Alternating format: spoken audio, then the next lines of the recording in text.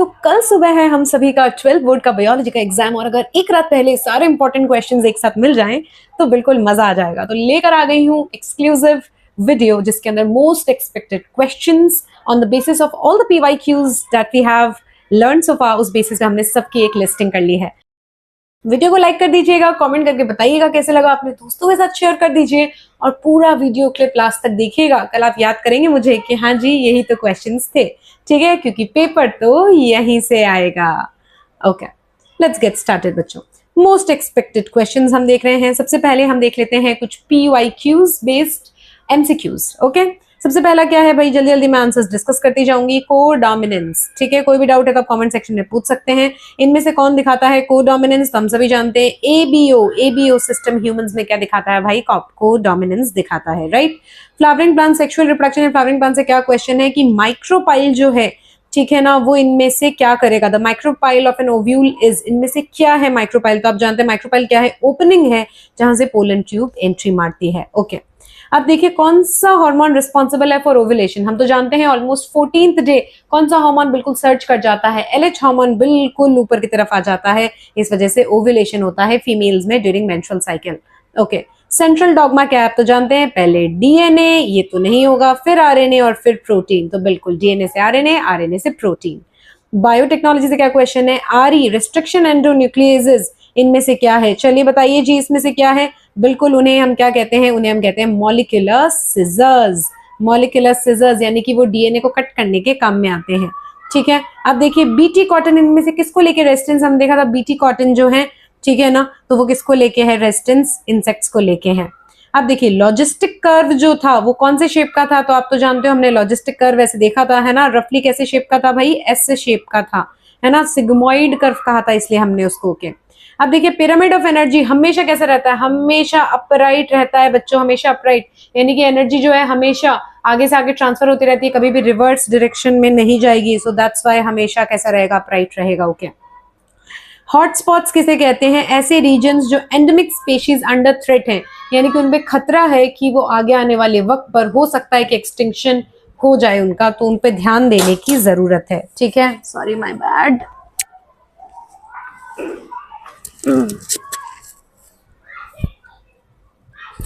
हाँ जी, आगे देखते हैं, ठीक है।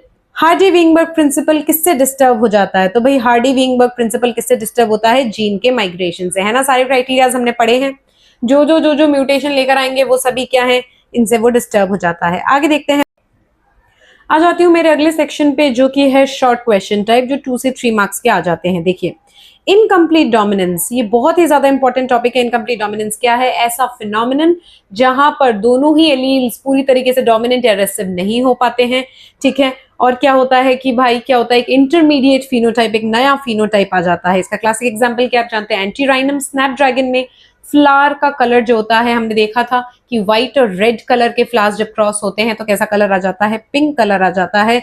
रेशो हमने देखा था, ठीक है, डेविएट कर गया था मेंडेलियन से, आ गया था 1:2:1, both for genotype and for phenotype. आगे देखिए ट्रांसक्रिप्शन समझाइए यूकैरियोट्स में, ठीक है, ये मैंने लॉन्ग में भी डिटेल में लिया है, अभी मैं एक्सप्लेन करूंगी। रेस्ट्रिक्शन एंजाइम्स, ठीक है, रेस्ट्रिक्शन एंजाइम क्या होते हैं जी, तो आप जानते हैं रेस्ट्रिक्शन एंजाइम वो होते हैं जो क्या करते हैं, DNA को कट कर देते हैं। दो तरह के होते हैं, एंडोन्यूक्लियेजेस एंड एक्सोन्यूक्लियेजेस। जो एंड पे कट करे वो एक्सोन्यूक्लियेजेस, एंडोन्यूक्लियेजेस जो मिड पे कट करे, और स्पेशली कहाँ कट करे, हम जानते हैं पैलिंड्रोमिक सीक्वेंस पे जो कट करे। एक एग्जाम्पल बताइए, तो ई कोराई इसका एग्जाम्पल हो जाएगा। ओके, प्लेसेंटा का क्या फंक्शन है, तो प्लेसेंटा का क्या फंक्शन है, एक टेम्पररी ऑर्गन है जो बनता है ड्यूरिंग प्रेगनेंसी। काम क्या होगा इसका, तो क्या काम होगा, ये एक तो क्या करेगा, न्यूट्रिशन ट्रांसफर करेगा, ऑक्सीजन ट्रांसफर करेगा, वेस्ट जो है फीटस से मदर के अंदर ट्रांसफर कर देगा, और इसके अंदर से हार्मोन्स भी निकलते हैं, आप जानते हैं, जैसे कि HCG and progesterone, which is responsible for the maintenance of the pregnancy. Carrying capacity किसे कहते हैं, आप जानते हैं इसका सिंबल होता है के। कैरिंग कैपेसिटी यानी कि किसी भी पर्टिकुलर इन्वायरमेंट में, एक पर्टिकुलर रिसोर्स में कितने मैक्सिमम इंडिविजुअल्स जो है वो सर्वाइव कर सकते हैं, उसे कहते हैं हम उसकी carrying capacity. Okay, gene therapy क्या है, तो आप जानते हैं कोई भी अगर बॉडी के अंदर जीन का म्यूटेशन की वजह से कोई डिसऑर्डर है उसको ठीक करना, ठीक है, उसके अंदर जेनेटिक इंजीनियरिंग लगाकर उसको ठीक करना, इसे हम क्या कहते हैं, जीन थेरेपी कहते हैं। जैसे कि ADA, ठीक है, कि आपने पढ़ा था केस स्टडी पूरा, जिसमें 4 ईयर गर्ल जो है उसको सबसे पहले जीन थेरेपी दी गई थी, तो उसकी पूरी केस स्टडी आप यहाँ पर लिख सकते हैं। पीसीआर वेरी वेरी इंपॉर्टेंट बच्चों, पीसीआर यानी कि पॉलीमरेज चेन रिएक्शन, ठीक है, ये क्यों यूज करी जाती है, सर क्या पर्पस है इसको, डीएनए फिंगरप्रिंटिंग में, डिजीजेस को डायग्नोस करने में अर्ली स्टेजेस पे, और जेनेटिक इंजीनियरिंग में यूज किया जाता है। इसको डिटेल में अभी हम पढ़ेंगे। XC2, ठीक है, इस वाले चैप्टर में भाई XC2 से तो क्वेश्चन आना ही आना फिक्स है, बिल्कुल हॉटस्पॉट है इस चैप्टर का, यहाँ से क्वेश्चन आ जाता है। XC2 यानी कि कंजर्व करना किसी स्पीशीज को, लेकिन उसके नेचुरल हैबिटेट में नहीं, उससे बाहर लेकर जाना। जैसे कि हम देखते हैं जू, तो एनिमल्स को हम अपने नेचुरल हैबिटेट से बाहर लेकर उनको कंजर्व कर रहे हैं। बोटानिकल गार्डन्स हैं, ठीक है, और या फिर क्या है, सीड बैंक्स हैं। वेक्टर क्या होता है, आप जानते हैं बायोलॉजी में वेक्टर का क्या मतलब है, कोई भी मॉलिक्यूल, ठीक है, जो मेरा लैब में बनाया हुआ आर्टिफिशियल जो मेरा RDNA है उसको किसी ऑर्गेनिज्म में भेजने के लिए जो गाड़ी है, जो ट्रांसपोर्ट की गाड़ी है, वो क्या है, वो वेक्टर है, ठीक है। जैसे कि प्लांट में भेजना है तो एग्रोबैक्टीरियम है, और एनिमल्स में भेजना है तो प्लाज्मिड है।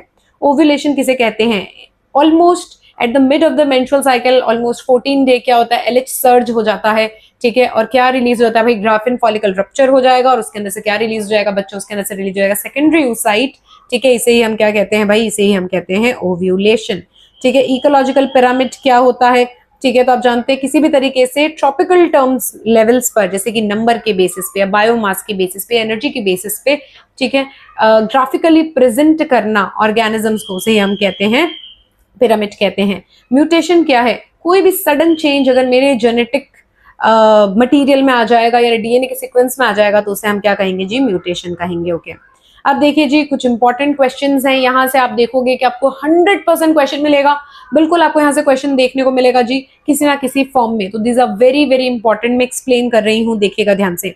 सबसे पहले हम देख रहे हैं कि भाई डीएनए रेप्लिकेशन किसे कहते हैं, डीएनए रेप्लिकेशन पूरा स्टेप बाय स्टेप समझाइए। तो चलिए हम एनसीईआरटी के डायग्राम की मदद से देखते हैं।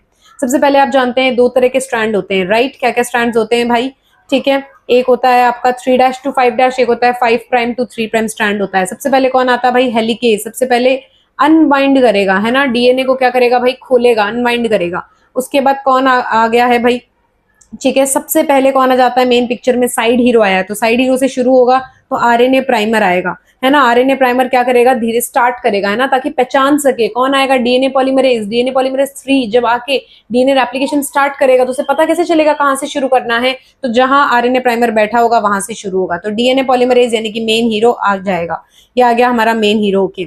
अब ये क्या करेगा, यहाँ से जुड़ेगा और यहाँ पे धीरे धीरे चलते चलते चलते चलते क्या फॉर्म करेगा भाई, आगे की तरफ इलोंगेशन करेगा। आप जानते हैं 2 तरह के जो है सेगमेंट्स रहते हैं, ठीक है, इसको हम बोलते हैं लीडिंग स्ट्रैंड, इसको हम बोलते हैं लैगिंग। लीडिंग क्यों, क्योंकि ये तो लाइन वाइज चलेगा, इसको कोई प्रॉब्लम नहीं होगा, लेकिन यहाँ पर प्रॉब्लम क्या है कि ऑपोजिट स्ट्रैंड है, तो यहाँ पे छोटे छोटे टुकड़ों में डीएनए बनेगा, इसे ही हम क्या कहते हैं, ओकाजाकी फ्रेगमेंट्स कहते हैं बच्चों, राइट। और इसी तरीके से आपको पूरा ये जो डायग्राम है ये ध्यान में रखना है, and you have to explain it all. Okay, आगे देखिए जी, अगला मेरा क्वेश्चन जो बहुत ही इंपॉर्टेंट है, जहां से क्वेश्चन आता है वो क्या है, वो है पीसीआर। पीसीआर अभी मैंने कहा था वेरी वेरी इंपॉर्टेंट क्वेश्चन आपको कल देखने को मिलेगा ही मिलेगा बच्चों। इसका डायग्राम देख लीजिए, 5' to 3' वाला डबल डीएस डीएनए, सबसे पहले स्टेप में हीट दी जाती है। हीट क्यों दी जाती है, ताकि डीएनए के टुकड़े अलग अलग हो जाए। यहाँ पे 90 से 95 डिग्री सेल्सियस की हीट दी जाती है। आप देख रहे हो दोनों डीएनए के स्ट्रैंड क्या हो गए हैं भाई, अलग अलग हो गए हैं। अब क्या होगा, प्राइमर्स आएंगे, प्राइमर्स क्या करेंगे, धीरे धीरे यहाँ पे फिलिंग करना शुरू करेंगे। डीएनए पीसीआर टेक्निक क्यों यूज करें, किसी भी जीन मेरे पास आ गया है तो उसको हम क्या करें, एम्पलीफाई, यानी उसकी बहुत सारी कॉपीज बना के रख रहे हैं, है ना, ताकि मुझे हर बार प्रोसेस शुरू से शुरू नहीं करना पड़े। तो अब हमने क्या करा भाई, प्राइमर्स डाले, तो ये धीरे धीरे क्या करेंगे, सिक्वेंसिंग, यानी कि इसको पूरे को फिल करना स्टार्ट कर देंगे, ठीक है। और लास्ट में अच्छा हम कैसा पॉलीमरेज डालेंगे यहाँ पे, टैग पॉलीमरेज, राइट, क्योंकि इतने हाई टेम्परेचर पे normal polymerase would not work, तो हम यूज करेंगे टैग पॉलीमरेज। और last but not the least क्या होगा, एम्पलीफिकेशन, यानी कि बहुत जल्दी जल्दी जल्दी जल्दी इस तरीके से क्या बन जाएंगे, मेरी जीन की कॉपीज बन जाएंगी। अगर ये हम साइकिल 30 टाइम्स चला दें तो 1 बिलियन कॉपीज बन जाती हैं। तो अपने को क्या ध्यान रखना है, डीनेचुरेशन, सेकेंड स्टेप एनीलिंग, यानी कि लगातार हम प्राइमर्स वगैरह डालेंगे और एक्सटेंशन होगा, ठीक है। तो ये अपने को पूरा डायग्राम ध्यान में रखना है, वेरी वेरी इंपॉर्टेंट बच्चों, ठीक है। आगे देखिए भाई, fertilisation, double fertilisation in angiosperms, chapter number 1 से वेरी वेरी इंपॉर्टेंट टॉपिक। यहाँ से क्वेश्चन आपको 100% देखने को मिलेगा, तो हमने इसको लॉन्ग में चलिए हम डिस्कस कर लेते हैं, ठीक है। सबसे पहले तो भाई क्या होता है, सबसे पहले ठीक है डबल फर्टिलाइजेशन में भाई आप जानते हैं डबल फर्टिलाइजेशन क्यों कहते हैं इसको, क्योंकि 2 स्टेप में होता है। एक जो मेल गैमेट है, ठीक है, एक जो मेल गैमेट है, नॉट स्पर्म सॉरी, एक जो मेल गैमेट है वो एग के साथ फ्यूज कर जाएगा, उसे हम क्या कहते हैं, उसे हम कहते हैं सिनगैमी। ठीक है, आप जानते हैं यहाँ पे 2 मेल गैमेट रिलीज होते हैं, तो दूसरा जो गैमेट है वो किसके साथ कंबाइन हो जाएगा, पोलर न्यूक्लियाई के साथ, जो आपका सेकेंडरी न्यूक्लियस था उसके अंदर जो पोलर न्यूक्लियाई इसके साथ फ्यूज हो जाएगा, तो इसे हम ट्रिपल फ्यूजन कहते हैं, इससे बनता है एंडोस्पर्म। क्योंकि एंजियोस्पर्म्स में 2 बार फर्टिलाइजेशन हुआ तो इसे हम कहते हैं डबल फर्टिलाइजेशन। बच्चों, हार्डी विंगबर्ग प्रिंसिपल क्या है, उसको एक बार एक्सप्लेनेशन देखें। तो आप जानते हैं कि कोई हमेशा फ्रीक्वेंसी कांस्टेंट रहेगी अगर ये सब कंडीशन हो, कोई म्यूटेशन नहीं, कोई माइग्रेशन नहीं, लार्ज पॉपुलेशन हो, रैंडम मेटिंग हो। ओके, मेंस्ट्रुअल साइकिल, चलिए हम डिटेल में देखें मेंस्ट्रुअल साइकिल। ये एनसीईआरटी का डायग्राम हमें ध्यान में रखना है, क्या है आप जानते हैं 1 से लेकर लगभग 28 दिन तक का ये होगा पूरा साइकिल। इसके स्टार्टिंग का जो फेज है, तीनों नाम याद रखने हैं, पहले फेज को क्या कहेंगे, मेंस्ट्रुअल फेज, दूसरे फेज को क्या कहेंगे, फॉलिकुलर फेज, और थर्ड फेज को हम क्या कहेंगे भाई, एक बार मिड में क्या होगा, ओव्यूलेशन, और फिर शुरू हो जाएगा आपका ल्यूटियल फेज। पहले मेंस्ट्रुअल फेज में क्या होगा, ठीक है, कि जो भी एंडोमेट्रियम है यूट्रस की, it comes out in the form of blood and mucus which is called menstruation. 3 to 5 days ये लॉन्ग करेगा, तो देखिए 3 to 5 डेज। उसके बाद शुरू हो जाएगा फॉलिकुलर सेल। इंपॉर्टेंट हार्मोन का याद रखना है, FSH एंड LH। तो स्टार्टिंग वाले में क्या होगा भाई, FSH धीरे धीरे इंक्रीज हो रहा है, LH भी इंक्रीज हो रहा है। ऑलमोस्ट 14 डे LH बिल्कुल हाई सर्च पे चला जाता है, तो ओव्यूलेशन होता है।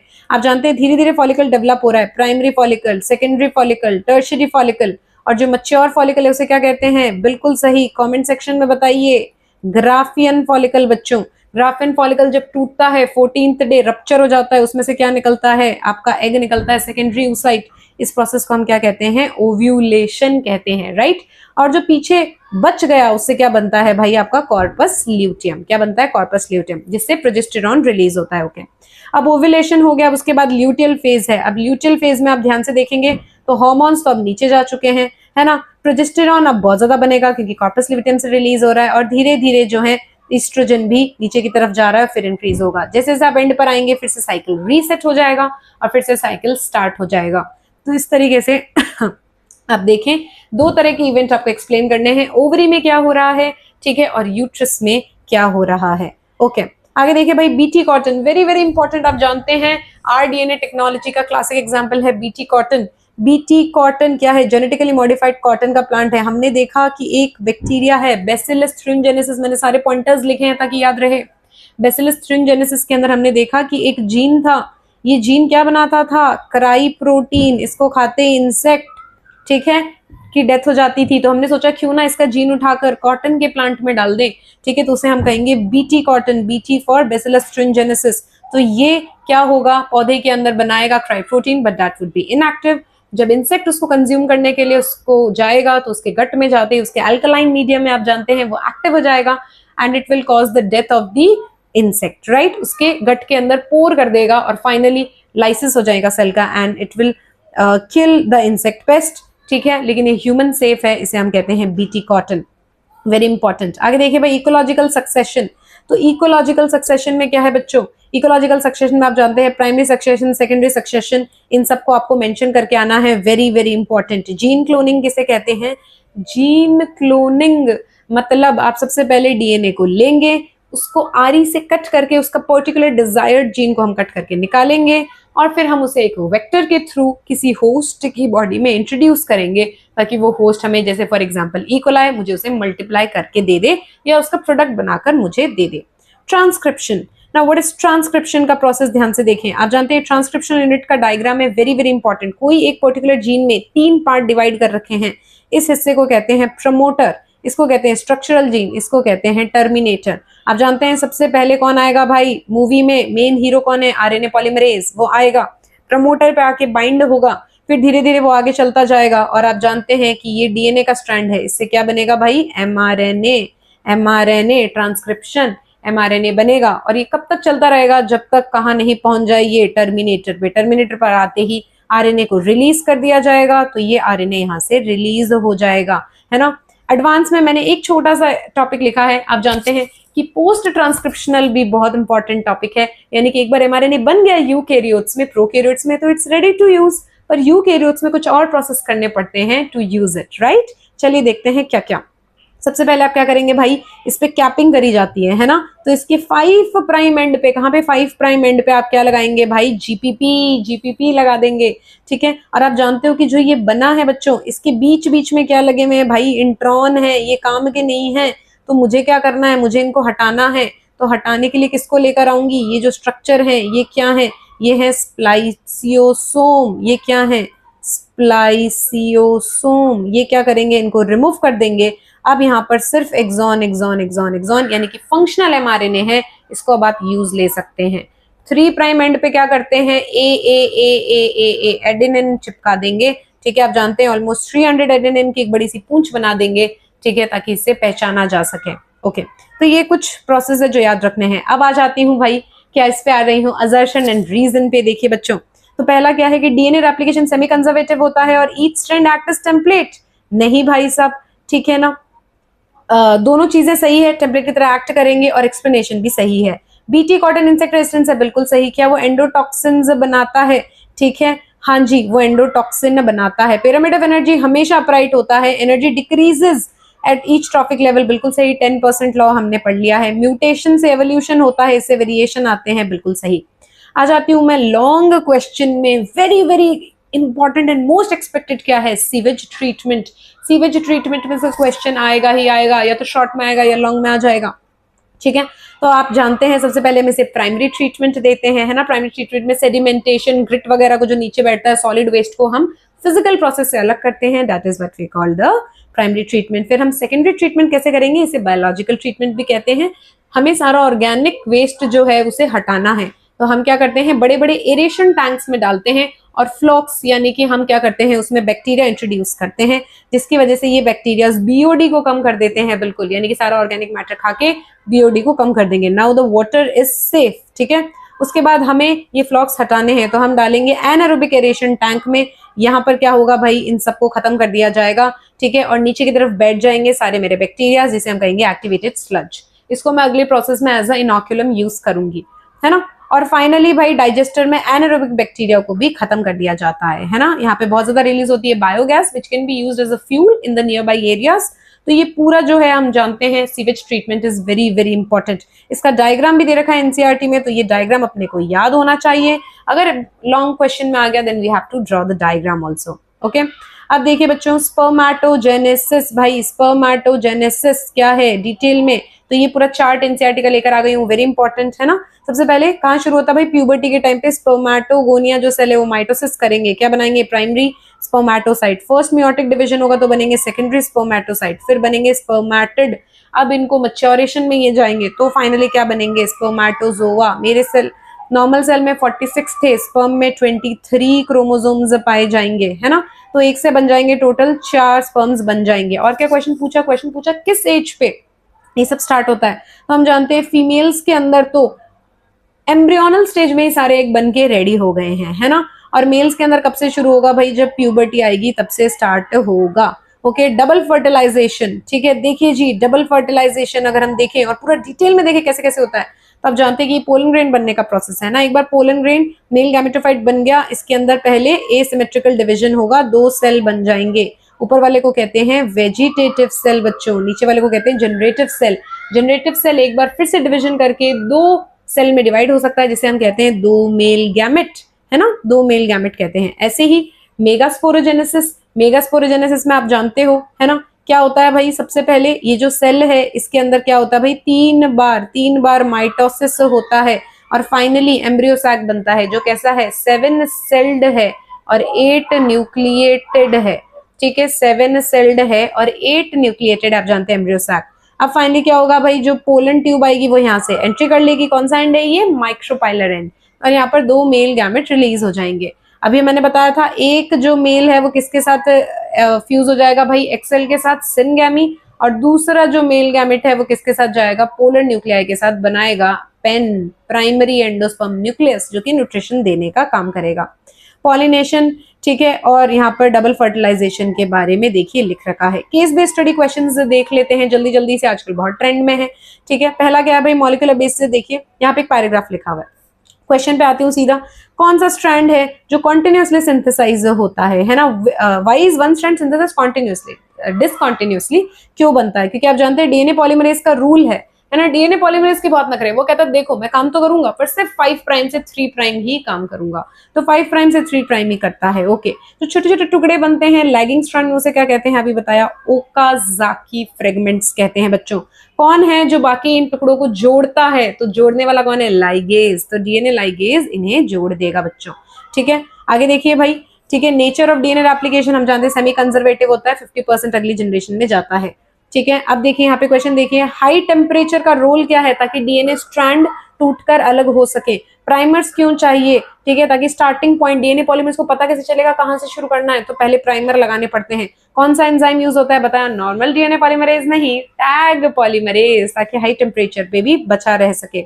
मेन एप्लीकेशन क्या है, जेनेटिक डिजीज को बहुत अर्ली स्टेज पे डिटेक्ट कर लेना, ठीक है, ये इसका मेन यूज है। इकोलॉजी में देखिए, ये जो ऊपर एस शेप है वो क्या है, लॉजिस्टिक कर्व है। कौन सा स्टेबलाइजेशन आएगा, जब लिमिटेड रिसोर्सेज हो जाएंगे। कैरिंग कैपेसिटी, ठीक है, क्या होती है आपको बताया, मैक्सिमम इंडिविजुअल जो एक एनवायरमेंट सपोर्ट कर सकता है, इकोसिस्टम सपोर्ट कर सकता है, उसे हम कहते हैं कैरिंग कैपेसिटी, डिनोटेड बाय के। और कौन सा फेज है जिसमें मैक्सिमम ग्रोथ होती है, तो आप जानते हैं जो आपने ग्राफ पढ़ा था उसके 3 फेजेस होते हैं, तो सबसे ज्यादा जो ग्रोथ होती है उसका नाम क्या है, एक्सपोनेंशियल फेज। एक्सपोनेंशियल फेज में बहुत ज्यादा ग्रोथ होती है क्योंकि रिसोर्सेज अभी फिलहाल के लिए बहुत ज्यादा हैं, अनलिमिटेड हैं, है ना। और मैक्सिमम जब इसकी वैल्यू पहुंच जाती है तो वो आ जाती है कैरिंग कैपेसिटी। इसके ऊपर अब रिसोर्सेज लिमिटेड हो गए हैं तो उसके ऊपर अब गिरना शुरू हो जाएगा मामला, है ना, स्टेबलाइज हो जाएगा। Okay, so that's it for today. हमने देख लिए बहुत सारे important questions. Please I really hope कि आपको इसको पढ़ के मजा आया होगा, बहुत सारी चीजें फटाफट रिवाइज हो गई होगी, इसे पढ़ लीजिए। आप सभी को ऑल द वेरी बेस्ट बच्चों।